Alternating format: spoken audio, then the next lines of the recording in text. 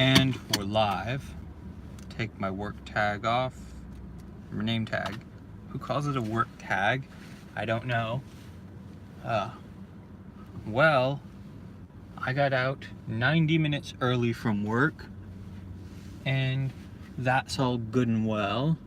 Because me and my brother Brandon are gonna go see Alita Battle Angel. Or as I like to call it from back in the day, Battle Angel Alita. But they're calling it Alita because if they want to do more movies, they want to use the names of the graphic novels for the subtitles. Like Alita, Fallen Angel, Alita, whoopsie daisy. I got distracted at this turn. I didn't wait my turn. I just rhymed turn and turn. That's a major self-inflicted burn. I should stop right there. So yeah, I'm just gonna go over to that side of town and get tickets. Really hope it's not sold out, but at the same time I do, because if it's sold out, then it means it's gonna do well, and I want this movie to do well. This, I think, is going to be the first Western anime adaptation that is great. Now, there are some that have been serviceable, and some that are like, oh, it was okay. Dragon Ball Evolution, of course, is the absolute lowest common denominator.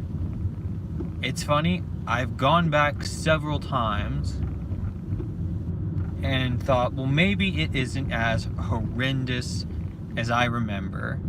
And it always is. It actually gets worse.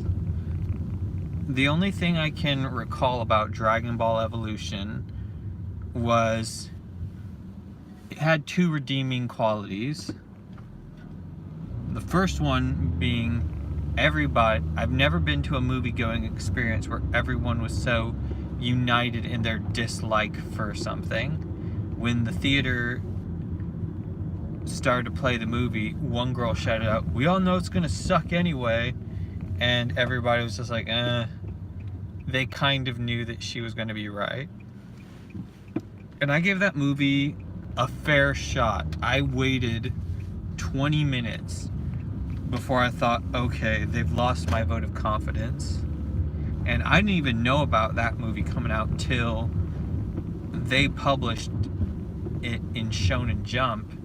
I'd known that 20th Century Fox had the rights for it for a while, but I hadn't heard a thing from it. And so it came, it went, and we were disappointed. And there have been various other ones, like Speed Racer came out, and I didn't hate that movie. Maybe because Speed Racer wasn't a property I grew up with, but I remember going to the theater and thinking, okay, it was okay. Other people didn't think so. But it was only okay. It wasn't like, this is a great movie, especially from the Wachowskis. Avatar, no, The Last Airbender.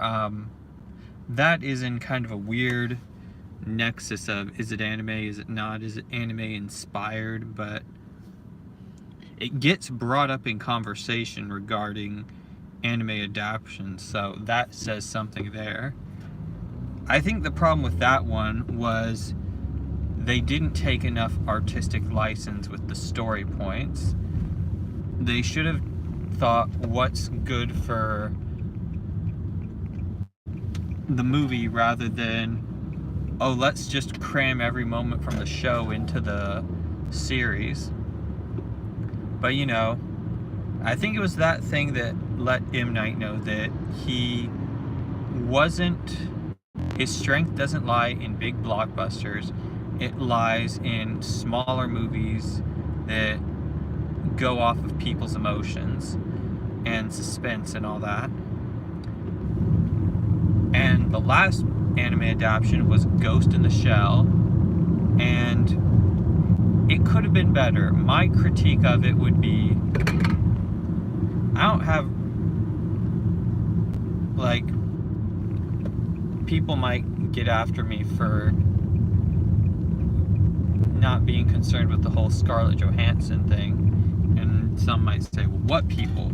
You only ever get 3 views in your video. Oh gosh. But the thing is, I've seen videos where people in Japan, they weren't bothered by Scarlett Johansson playing the role, and the original author of the manga, he was cool with it, and he said, oh, she's perfect for it. So I come from the whole line of thought, if the artist likes it, if he's fine with it, then that's what matters. But I do think that damaged sort of its box office draw in the US. But the problem with that movie was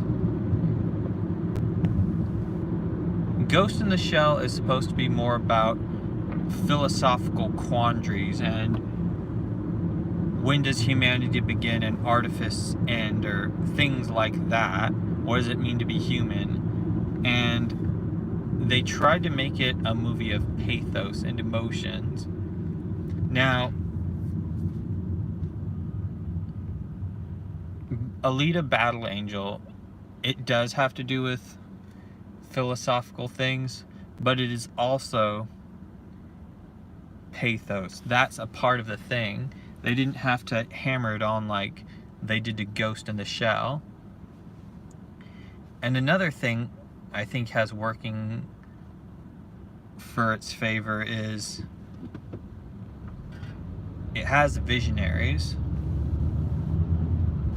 It has James Cameron producing it and Robert Rodriguez directing it. Now, I've got to be honest, when I heard that Robert Rodriguez was directing it, I had super mixed feelings about the whole thing. Now, he's one of those guys who, in the days of independent filmmaking, like before the digital revolution of the 2000s, I was like, yeah, I'm a big fan. But from Sin City on up, he started to show a reliance on CG and blue screen that when he was announced as the director of Alita Battle Angel, it made me question, is his aesthetic appropriate for the material? And I've heard him say before, studios wonder why I don't want that big of a budget. And at the time, I think he hadn't worked with anything more than $45 million. And so it made me nervous about how is he going to approach this material.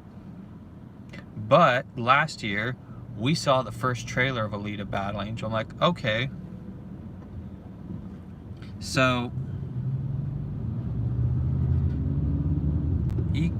definitely I think you have to say he is a visionary in the sense that he took the extra arduous steps it took to make a movie when it really wasn't easy to make one back in the 90s. And do I think that if somebody made something on the level of El Mariachi today, would they get the same fanfare? No.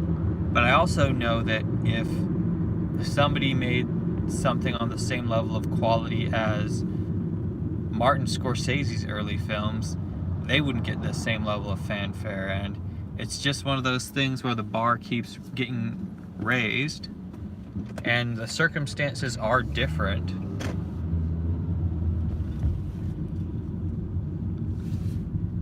So, oh, Junkie XL, he's doing the music for this movie.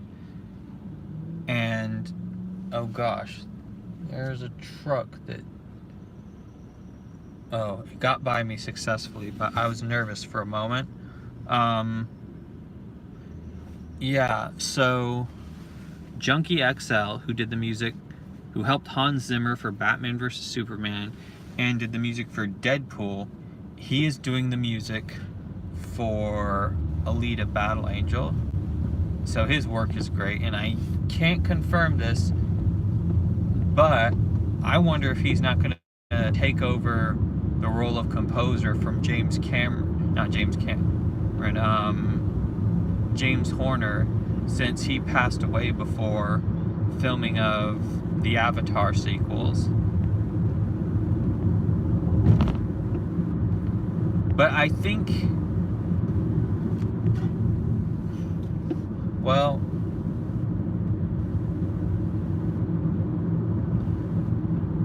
I want to say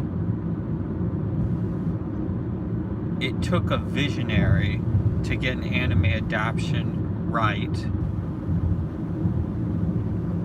But then again, the Wachowskis were visionaries. By all accounts, Speed Racer should have been a great movie.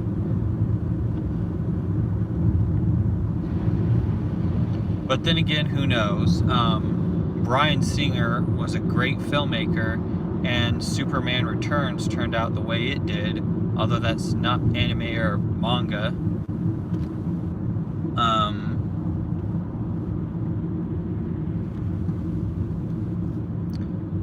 Let's see, this is a contentious part of the street.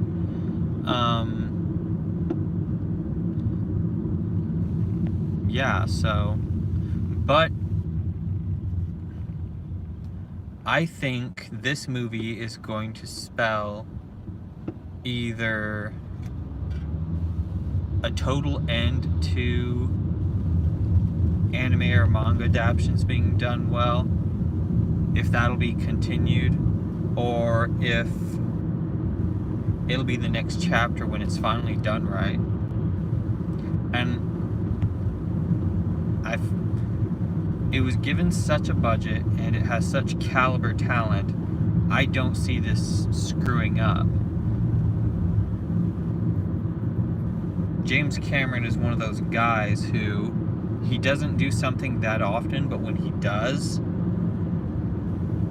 it's significant. Like, he went on a pretty big hiatus after Titanic. He didn't do a major feature film until Avatar. He did some underwater documentaries, and he developed technology for Avatar. I think he began to really start off in earnest in like 2005 for that.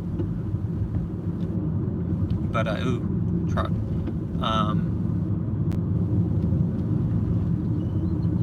Oh shoot, I should have gone on 30. Oh well. I'll get on the highway here. Let's see.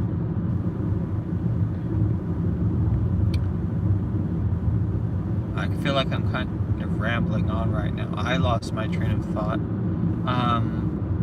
Yeah, so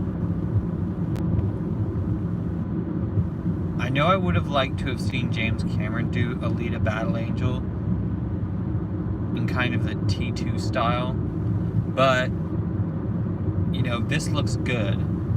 Maybe we needed to wait for it to happen. Maybe we needed the first generation who grew up with anime and manga, like actually in the mainstream, to become paying adult movie-going audiences.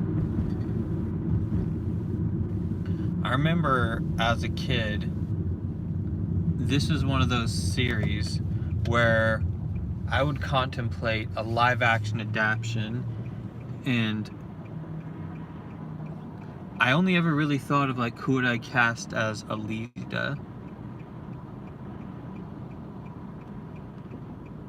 I think for me, back then, it was a toss-up between Eliza Dushku from the first Bring It On, Jessica Alba, and let's see, Jessica Alba, Eliza Dushku, and Michelle Trachtenberg. Alrighty, here we go. I'm taking the turn. But Rosa Salazar looks like she's gonna do an awesome job. I know she's draped in CG imagery, but she sounds just like how I imagine Alita sounding.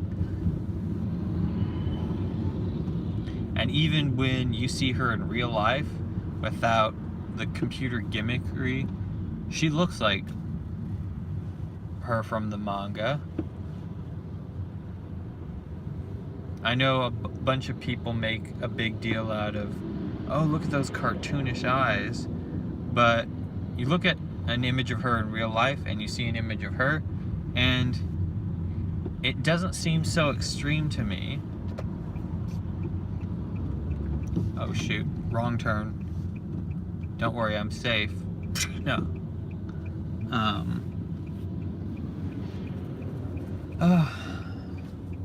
So this is one of those properties that I had dreams of directing when I was younger. And I remember one of the first comic series like I tried to make when I was in high school. It basically ripped off Battle Angel. But that's what you do when you're starting off in any medium, is you kind of knock off everything. You copy a lot until you can innovate.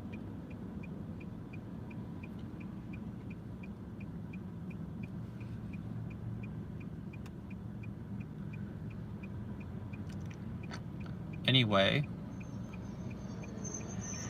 well, this is gonna be good. This will probably be the first anime adaptation where I'm not just like, I want to shoot myself.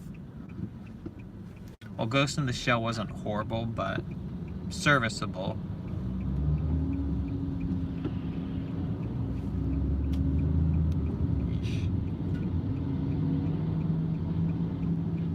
Gosh, a bunch of big trucks.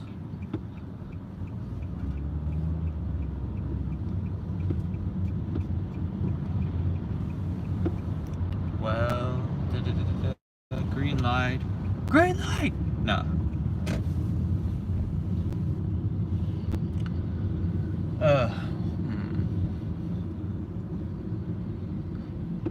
I remember finding Alita Battle Angel in the manga section at Borders bookstore back in the late 90s. It was either 1998 or 99. And one of the things I remembered about it was it didn't have the sort of typical manga or anime feel, because it didn't seem like it wasn't the whole doe-eyed Sailor Moon sort of looking thing. It had this unique quality to it, and it was maybe one of the first manga where I didn't have an anime adaptation from Cartoon Network or Adult Swim to reference, like, oh, it's this.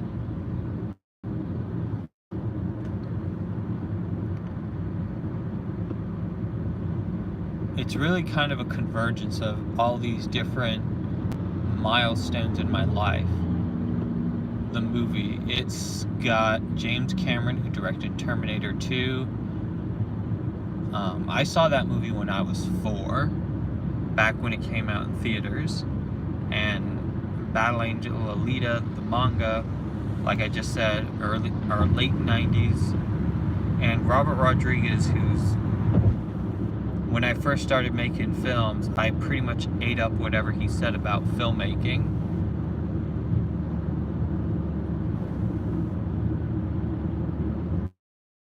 So it's all those things kind of coming together.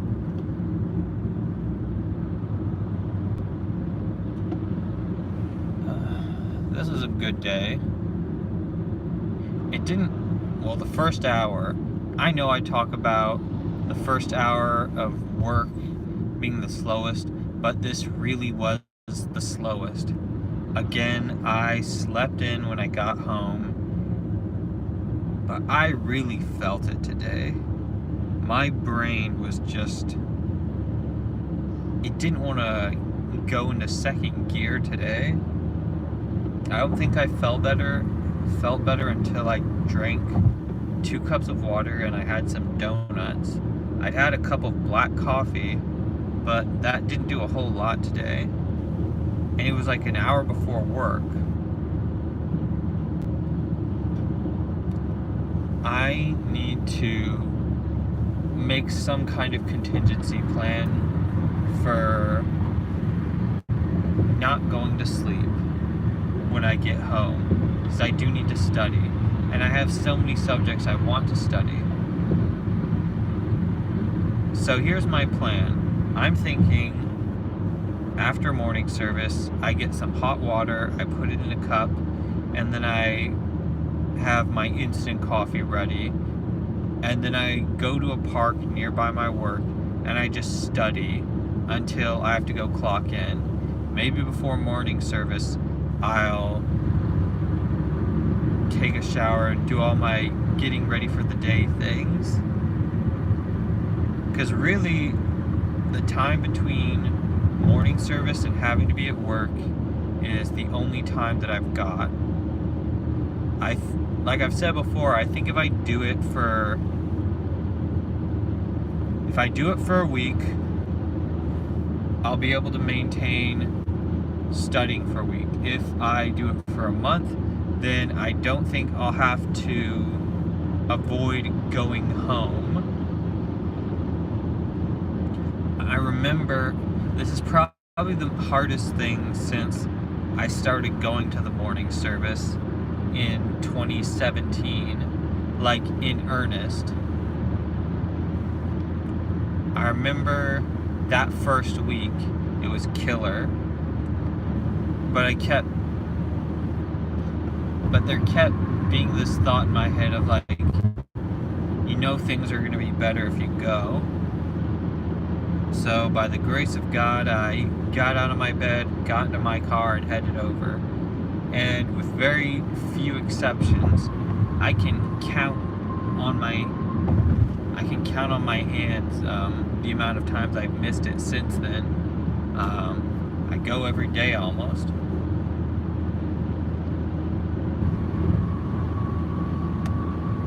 So it's Valentine's Day, and I made a video before going to work about 2 times that I fell in love. I think they'd be the only 2 times that I fell in love. That kind of made things feel better for me. And then I posted it to Facebook. One of those girls, I told her how I felt. The other, I've never said a word about it. I don't know if she has a clue, or if, who knows if she clicks on it and finds out like, oh, he liked me. And maybe she'll be like, I knew it. But, that was 8 or 9 years ago. Wow. Man, I remember. I was 23, she was 22. Huh.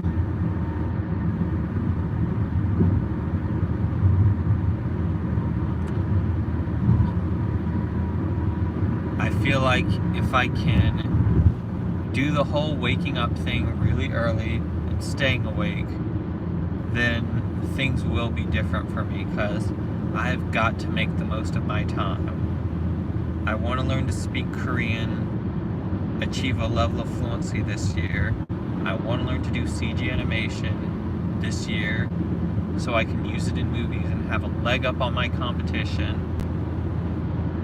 Because I'm sure a lot of people have gotten kind of tired of the indie films being nothing but people talking and everything.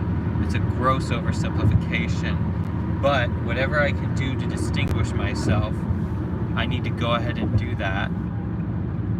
Story will always be king, but gotta find an edge.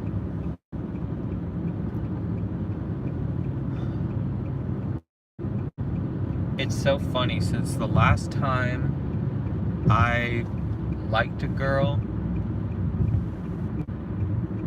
I don't know, being in a relationship just has no priority for me.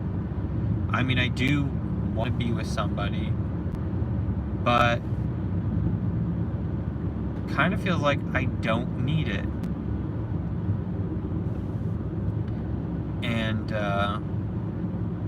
I mean, obviously, I need to get on that, or I need to get on it. I mean, not that I have to act out of desperation, like, well, I better find somebody before all the good ones are taken, but just be ready for when I meet her. That way, I'm a competent, capable individual who can contribute to a relationship. That's a good way to put it. And making this video helps. It feels like I'm doing something. And who knows if these videos are any good, but it gives me enough of that dopamine effect that, like, okay, you've won, you've done something, you've accomplished something. Probably would be better if I could edit these, but for the time being, this is the best thing I can do.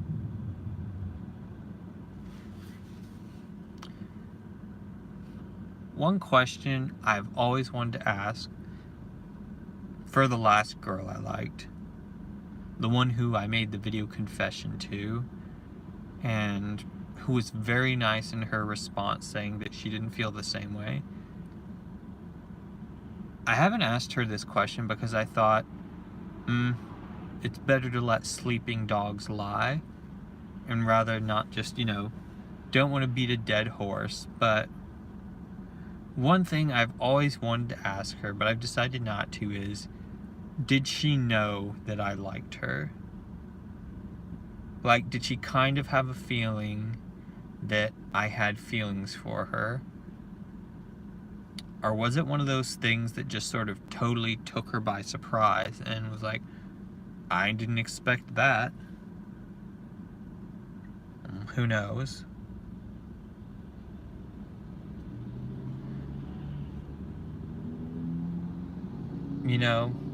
I think some people might say that those infatuations serve no purpose, but I think it kind of gives you a marker for what kind of person you're looking for. Like, when you meet wonderful people, you think, oh, I'd want to be with somebody like that.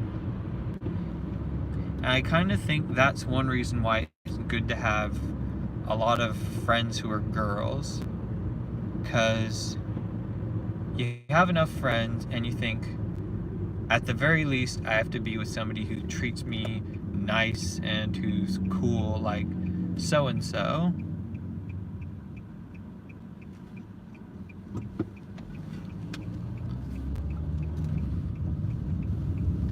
I think one reason why guys will sometimes ruin a friendship with a girl is because, whoa, almost ran over a squirrel. Thank God he ran out of the way.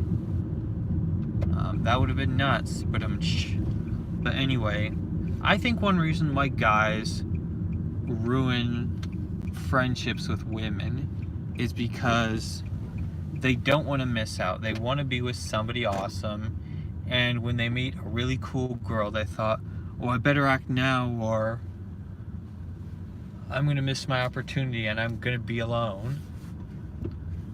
Who knows if that's actually true, but I think that's the difference between me now and me from even not too long ago, is I'm not desperate. I mean, I want to be with a girl, but I'm not desperate. I don't have to be like, oh no. And I think that really inhibits you to be cool and be competent. And I feel that girls can kind of feel desperation. And you don't have to be a genius to tell that that's seriously off-putting. Well, I'm at the theater and it's been half an hour of me rambling. So I'm gonna go get the tickets and